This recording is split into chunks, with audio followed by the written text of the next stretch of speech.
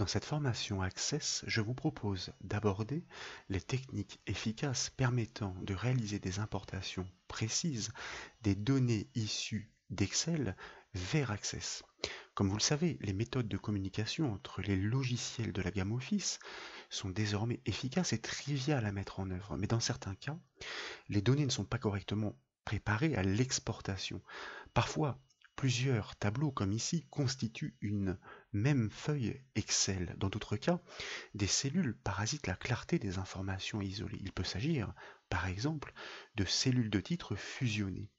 La feuille Excel que nous proposons d'exploiter, comme toujours proposée au téléchargement depuis le site bombage.fr, réunit plusieurs symptômes. Des titres sont placés dans des cellules fusionnées. Plusieurs tableaux sont proposés sur la même feuille, mais doivent être importés dans des tables Access différentes. Et tous les champs de l'un des tableaux ne doivent pas être traités. Par exemple, pour le premier d'entre eux, les données à importer débutent à partir de la ligne 4, mais nous souhaitons exclure les colonnes F, G, H lors de l'importation, fort logiquement, puisqu'elles sont vides. Je vous propose que nous débutions donc depuis une base de données Access vierge pour réaliser les premières remarques. Comme vous le savez, en haut de la fenêtre Access, un ruban Données externes est disponible pour justement réaliser les interactions avec, comme son nom l'indique, des informations externes. Dans ce ruban Données externes, nous allons cliquer sur le bouton Nouvelle source de données et comme il s'agit de récupérer les informations de notre feuille Excel, nous allons pointer sur à partir d'un fichier et cliquer sur la rubrique Excel pour déclencher la boîte de dialogue permettant de désigner ce classeur. Dans la foulée, nous allons cliquer sur le bouton Parcourir afin de pouvoir accéder à l'arborescence de notre disque dur et une fois le dossier désigné, il ne reste plus qu'à double-cliquer sur le classeur Excel, celui-là même sur lequel nous étions en train de montrer la présence de ces deux tableaux avec les cellules fusionnées. Il est possible ensuite de lier ces données à la source, mais nous souhaitons les importer pour pouvoir les traiter indépendamment, donc nous conservons le choix qui est proposé par défaut. Et lorsque nous cliquons sur OK, nous déclenchons l'assistant importation de feuilles de calcul. Et vous constatez à première vue que Access est déjà perdu, puisque dans l'aperçu des données telles qu'il les voit, telles qu'il les visualise, nous remarquons que les cellules de titres fusionnées sont conflictuelles car il ne sait pas quoi en faire, que vraisemblablement notre importation devrait débuter à partir de la ligne 3 et que malheureusement un autre tableau figure sur la feuille. Access à ce stade n'est pas capable de scinder l'information. Nous pourrions peut-être essayer de lui demander de considérer la première ligne comme les en-têtes de colonne, soit les champs de la table pour l'importation. Et vous remarquez que là encore, un conflit apparaît bien entendu, puisque le premier titre est décelé de façon, on va dire, sans équivoque, mais il ne sait pas quoi faire des autres colonnes qui, elles, ne fournissent aucune indication textuelle. Donc, nous allons décocher ce choix et malgré tout, nous allons poursuivre les étapes de l'assistant pour constater à l'issue, bien entendu, que nous ne parviendrons pas à récupérer ces données dans des tables Access de façon indépendante et intelligible. Nous arrivons à l'étape qui consiste, si nous le souhaitons, elle est importante, à typer les champs à la volée.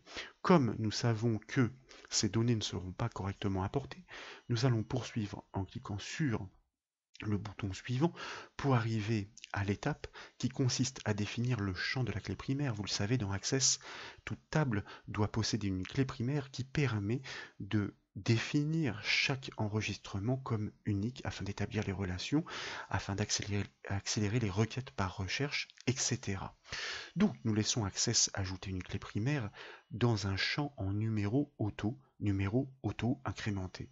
Nous cliquons sur le bouton suivant pour arriver à la dernière étape qui consiste à valider le nom qui est proposé par défaut ou encore à le modifier et puis nous cliquons sur terminer et enfin sur le bouton fermer pour valider l'importation de nos données dans la table liste salariée donc qui porte le nom de la feuille, sauf que lorsque nous double-cliquons sur cet élément pour accéder à la table en mode feuille de données, vous constatez que notre importation a échoué. Les données ne sont pas exploitables. Non seulement les deux tableaux tableaux sont réunis dans la même table Access alors que les données n'ont strictement rien à voir, que des enregistrements sont vierges du fait de ces cellules de titres fusionnées et que les colonnes que nous souhaitions exclure sont bien présentes. Lorsque nous souhaitons maîtriser nos importations, quelques petites tâches sont à réaliser en amont, mais elles ne consistent pas à modifier la structure du classeur, nous allons bien le laisser en état. Nous allons simplement ajouter des repères avant d'effectuer cette importation. Dans un premier temps, je vous propose donc de fermer cette table. Elle consistait juste à remarquer que notre importation, dans des cas qui étaient un peu plus complexes, comme celui de cette feuille mélangeant des titres fusionnés et plusieurs tableaux, eh bien ne se passait pas aussi simplement que prévu. Et dans la foulée, par clic droit ou grâce au bouton Supr, nous allons effectivement supprimer cette table temporaire et confirmer le message d'alerte qui est proposé par Access. Je vous propose de revenir sur notre feuille Excel et l'intérêt ici est de pouvoir ajouter ces fameux repères, c'est-à-dire de préciser en amont quelles sont les bornes des tableaux précisément à exporter ou plutôt à importer dans Access. Je vous propose de cliquer sur la première cellule du premier tableau, en incluant bien entendu son en-tête, car les titres sont importants, et avec la touche Maj ou Shift si vous préférez, nous allons cliquer sur la dernière des cellules à importer de manière à englober dans la sélection eh bien, toutes les lignes qui doivent être effectivement traitées par Access. Et puis, nous allons attribuer un nom à cette plage de cellules, tant qu'à faire, un nom suffisamment explicite comme par exemple table salaries. Attention de ne pas saisir d'espace et tant qu'à faire, éviter les caractères latins comme les accents. Constatez ici que l'espace est simulé par un underscore. Un espace n'est pas autorisé dans les noms d'objets. Surtout, après cela, vous devez valider la saisie de ce nom par la touche Entrée et ainsi vous attribuez un nom à cette plage de cellules et Access, vous allez le voir, va pouvoir interpréter ces noms de manière à désigner uniquement les bornes des tableaux importés. De fait, nous allons réaliser exactement la même procédure pour bien repérer et référencer notre second tableau. Nous cliquons sur la première de ces cellules et avec la touche Shift enfoncée, nous cliquons sur la dernière de ces cellules. Et puis, de la même façon, nous allons le renommer grâce à la zone non située en haut à gauche de la fenêtre. Table, par exemple, et cette fois-ci aide, car il s'agit d'aide sociale en fonction du nombre d'enfants pour chacun des salariés. Là encore, pas d'espace, pas de caractère latin, et nous validons bien ce nom par la touche Entrée du clavier. Jusque-là, nous avons travaillé en mémoire. Il est important donc d'enregistrer ces modifications, soit en cliquant directement sur l'icône de la disquette, soit en passant par l'onglet Fichier, soit par le raccourci clavier CTRL-S.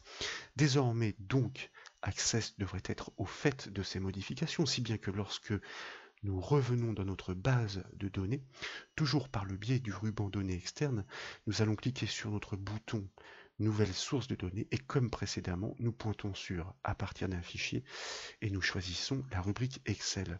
Il ne reste plus, comme nous l'avions fait tout à l'heure, à cliquer sur le bouton Parcourir, puis à désigner notre classeur Excel, celui que nous venons d'enregistrer avec les modifications, c'est-à-dire avec les plages nommées, pour valider et déclencher l'assistant importation. Constatez à première vue que le problème est similaire. Access semble perdu, mais cette fois-ci, une option supplémentaire nous est proposée. Ce n'était pas le cas tout à l'heure. Afficher les plages nommées et instantanément, nous y voyons plus clair. Vous remarquez que Access se cale par ordre alphabétique sur la première de ces deux plages, table aide, et restitue précisément les bornes du second tableau. Si nous sélectionnons l'autre plage nommée, eh bien remarquez que cette fois-ci, plus aucune ambiguïté n'est soufferte, si bien que l'ensemble des données du tableau, y compris avec les en-têtes de colonnes, est proposé à l'importation. Donc, nous pouvons poursuivre les étapes de l'assistant en cliquant sur le bouton suivant. Et bien entendu, ici, de manière à ce que nous n'ayons pas tout à reparamétrer, eh bien, nous allons cocher cette case. Première ligne contient les en-têtes de colonne. qu'Access va exploiter pour nommer chacun des champs de notre table de base de données, cette table qui portera d'ailleurs le même nom que la plage de cellules que nous avons ainsi nommée. Donc, vous voyez, tous ces éléments finissent par interagir, si bien que nous gagnons un temps précieux. Nous arrivons à l'étape suivante, qui est précieuse lors d'une importation, car elle permet à la volée de pouvoir typer les champs, car le typage et le dimensionnement est très important dans Access afin de ne pas consommer trop de ressources, pour ne pas avoir à le faire a posteriori, c'est-à-dire lorsque la table est créée. Le texte court pour la civilité nous va très bien. Pour le nom, idem, et pour le prénom, idem. Constatez en revanche que pour le champ NB enfant, qui peut le plus peut le moins, Access propose le type de données réel double. Il n'y aura jamais de décimale dans ce champ. Il s'agit simplement de nombre d'enfants. Donc nous allons ici basculer ce type réel double vers un entier, oui, mais un entier court, tant qu'à faire un octet qui peut accueillir un nombre entier compris entre 0 et 255, ce qui est largement suffisant. De fait, nous pouvons cliquer sur le bouton suivant pour arriver à l'étape de la clé primaire. Ici, aucun de nos champs ne permet d'accueillir cette clé primaire puisqu'il peut y avoir des redondances, des homonymes dans les noms. Or, une clé primaire identifie chaque enregistrement comme unique. Donc, nous laissons Access créer ce champ numéro auto, donc un numéro unique pour chacun des enregistrements. Il pourrait s'agir d'un numéro de dossier, d'un numéro de sécurité sociale, etc.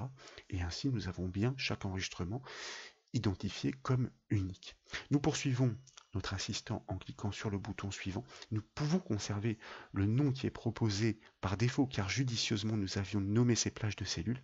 Nous n'avons plus qu'à cliquer sur terminer et sur fermer pour constater l'apparition de notre objet de table salariée, directement dans le volet des objets Access. Nous pouvons double-cliquer dessus pour constater que l'importation des données s'est parfaitement produite.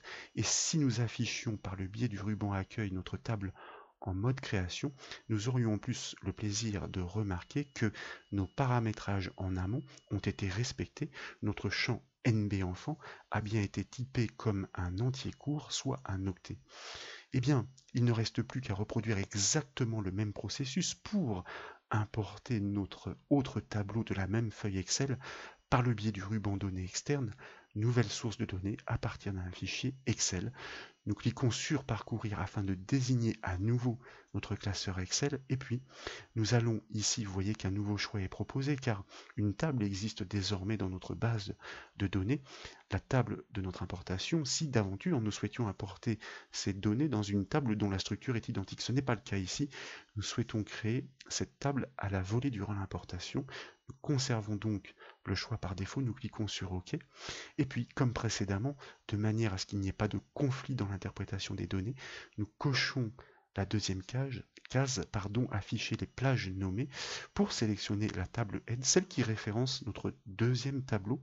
Nous cliquons sur suivant. Comme précédemment, nous prenons soin de bien détecter les en-têtes de colonne, soit les noms de champs pour la création de la table. Nous cliquons sur suivant et ici il s'agirait, au même titre que précédemment, d'ajuster le typage de données. Il s'agit simplement de nombres entiers qui plus est court, donc eh bien, à la volée, nous le définissons pour le premier sur octet et le type de données pour le second de la même façon sur octet de manière à ne pas oublier et à ne pas avoir à le refaire ensuite. Nous cliquons sur suivant. Même chose que précédemment, il n'y a pas de champ dédié pour accueillir une clé primaire, donc nous laissons Access ajouter ce champ numéro auto. Nous cliquons sur suivant. Comme notre plage avait été judicieusement nommée, il ne reste plus qu'à valider l'importation des données. Vous voyez que en quelques clics c'est fait et encore nous avons pris notre temps pour constater après double clic en mode feuille de données que nos données ont parfaitement été importées et restituées. Cerise sur le gâteau, comme les logiciels Office communiquent très bien entre eux, eh bien remarquez que le format monétaire a été restitué du fait que Access a décelé sa présence sur la feuille Excel. C'est bien le cas. En effet, d'ailleurs, confirmation lorsque nous basculons en mode création pour notre champ aide enfant numérique octet, ce que nous avons défini, le format euro qui ne nous a pas été demandé, mais qu'Access a pris le pari de mettre en place lui-même. Vous l'avez compris, l'astuce consiste donc pour bien maîtriser ces importations à d'abord nommer des plages de cellules parfaitement bornées depuis la feuille Excel et à utiliser ces noms de plages de cellules dans le processus d'importation Access afin de restituer parfaitement les données dans des tables de la base de données avec qui plus est des champs très bien typés. J'espère que cette démonstration vous a plu. Si c'est le cas, comme toujours, je compte sur vous pour mettre un petit j'aime à la vidéo.